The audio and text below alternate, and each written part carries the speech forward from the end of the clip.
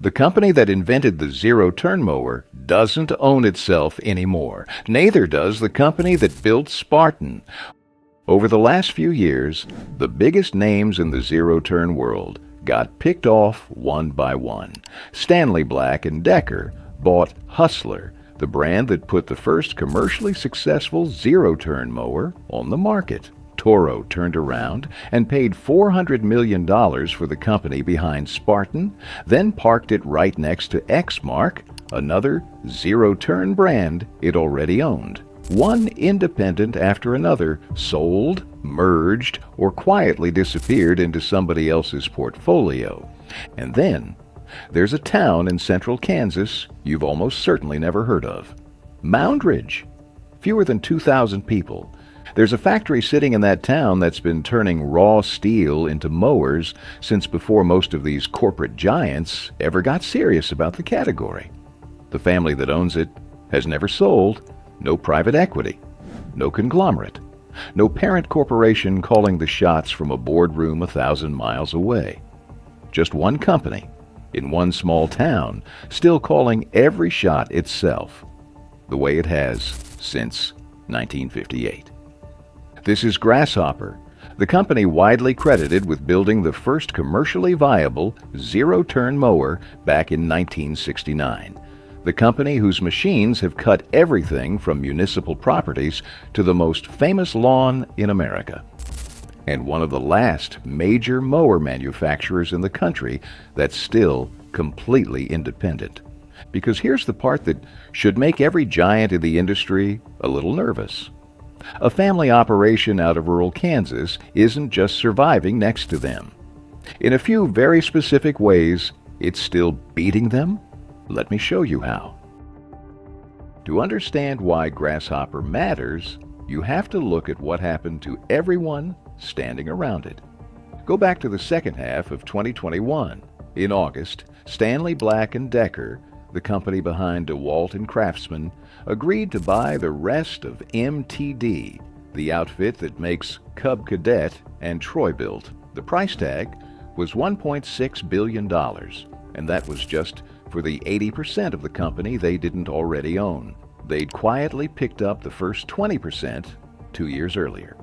By December 1st, the deal was finished. And on that exact same day, Stanley Black & Decker closed a second one. They took XL Industries II, the Kansas company that owns Hustler. Remember Hustler? That's the brand that built the very first zero-turn mower back in 1964. The company that started this entire category had just become another nameplate inside a power tool conglomerate. Add it up. In a single day, one corporation absorbed Cub Cadet, Troy-Bilt, Hustler, and Big Dog for a combined $1.9 billion, with more than 8,000 workers coming along with it. That one buying spree vaulted Stanley Black & Decker into a $4 billion player in the outdoor business almost overnight. Then Toro got hungry. 6 weeks later, in January 2022, Toro paid $400 million for the company that makes Spartan and dropped it right next to Exmark, the zero-turn brand Toro had already owned for years. So now you've got two giant corporations sitting on a big stack of the names you'd actually recognize on a dealer lot. Different logos on the hood, the same handful of boardrooms upstairs. That's the part most buyers never stop to think about. When you're standing in front of a row of zero-turns, a lot of those competing brands quietly answer to the same owner. The competition is mostly on the paint. And through all of it, the billions changing hands, the brands getting shuffled into portfolios, there was one company that didn't take the call, didn't sell, didn't merge. It just kept building mowers in the same small Kansas town it always had. To understand how strange that is, you've got to go back to where Grasshopper actually came from. And, believe it or not, it starts with a grain dryer. Grasshopper didn't start as a mower company. It started on a wheat farm.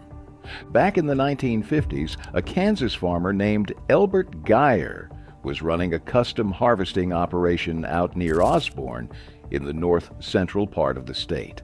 Like a lot of guys who spend their lives fixing equipment in the field, he had a knack for building things, and he came up with a portable grain dryer that solved a real problem for farmers.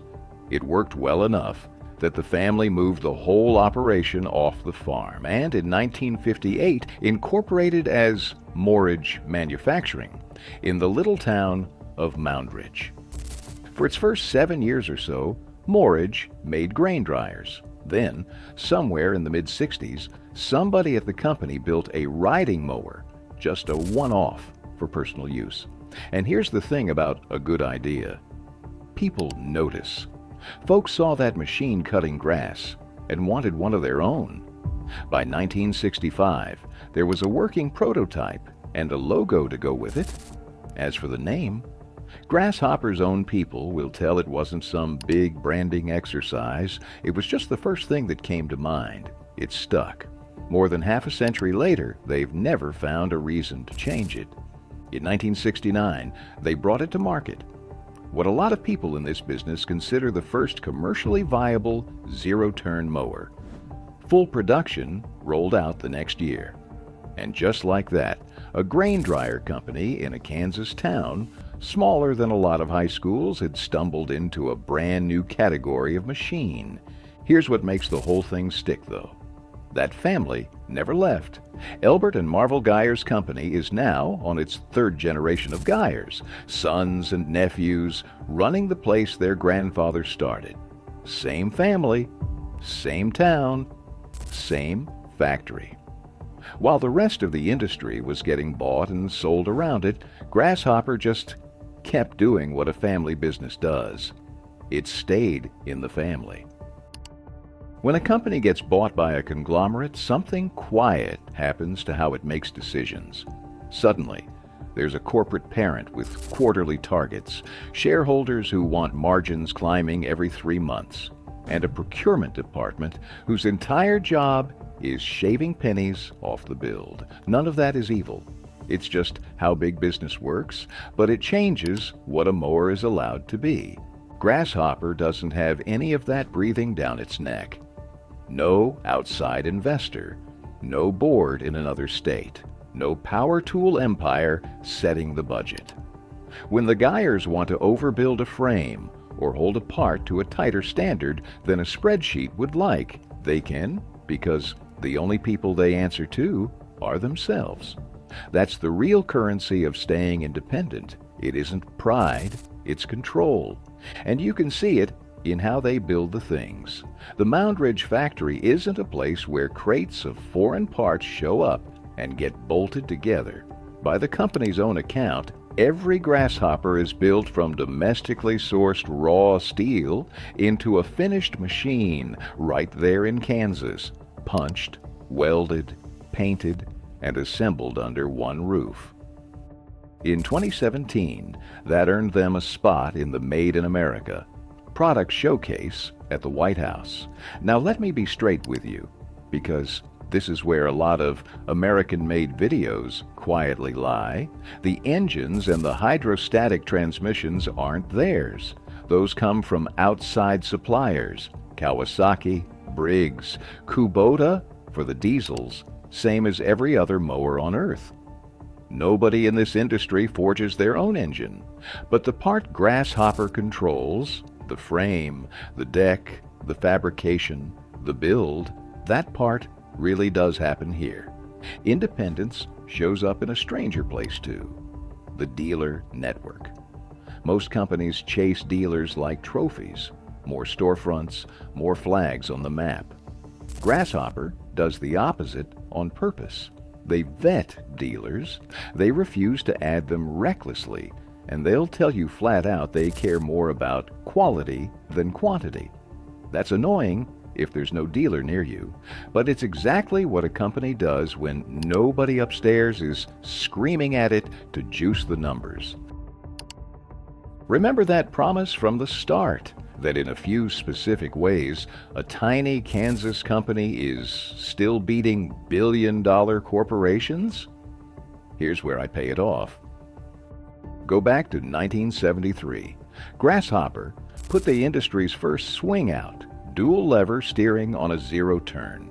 Those twin control sticks that flip out of the way so you can climb on and off without doing gymnastics. If you've driven a modern zero turn, you've used the great-grandchild of that idea.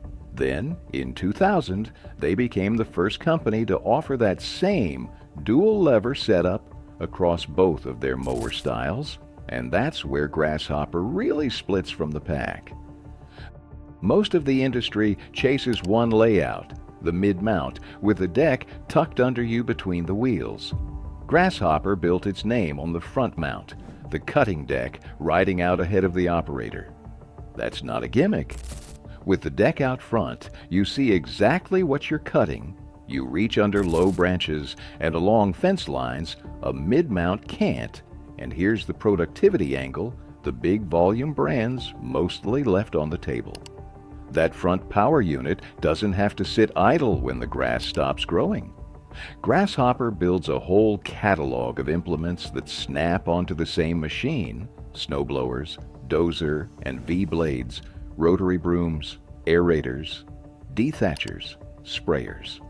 One mower in July becomes a snow rig in January. For a landscaper or a city crew, that's one machine doing the work of three. And the list of firsts just keeps going.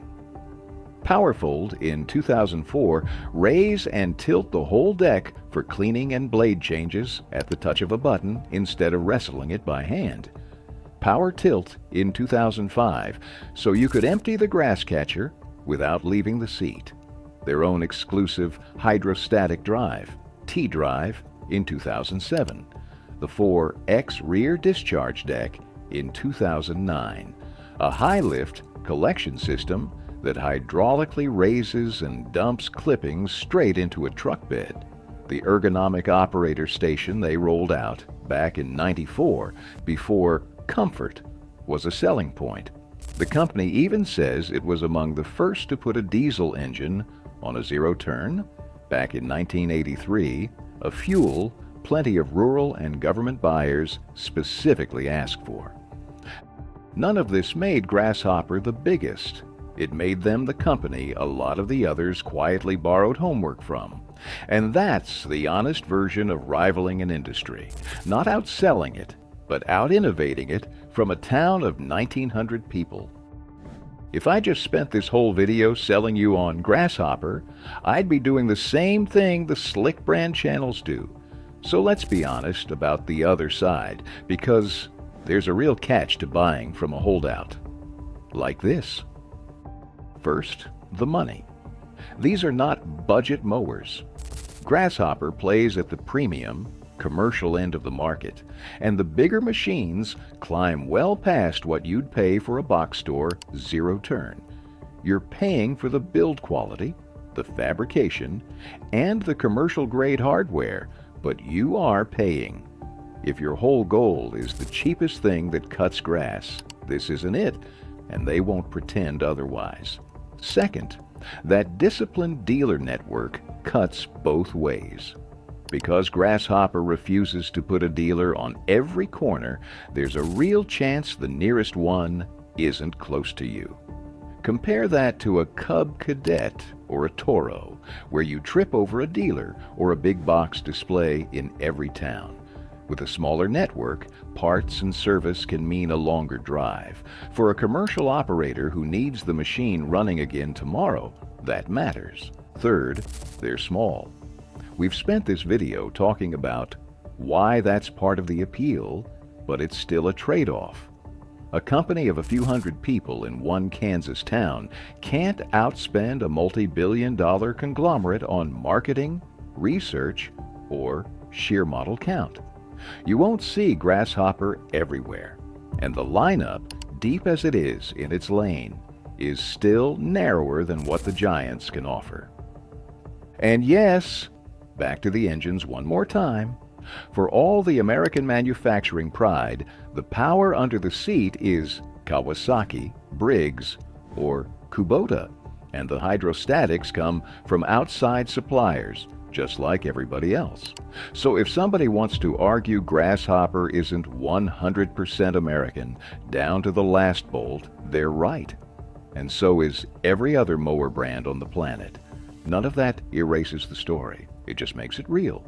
A company can build outstanding machines and still not be the right fit for every buyer. That's not a knock. That's the truth. And you deserve it before you spend 4 or 5 figures. So here's where we land. Grasshopper isn't the biggest mower company in America. It doesn't outsell John Deere. It never invented the zero-turn. Hustler did that in 1964. What Grasshopper did was take that young idea, build one of the first truly practical commercial zero-turns, and then spend more than 50 years refusing to do what so many others eventually did, sell.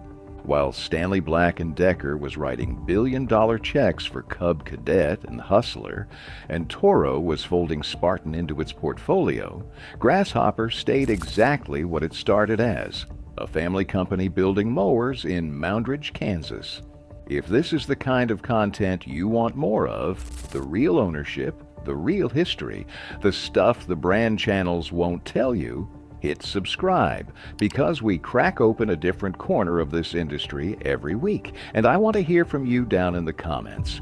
Would you buy from a small independent like Grasshopper, or do you trust the big names? Tell me. I read them. I'll see you in the next one.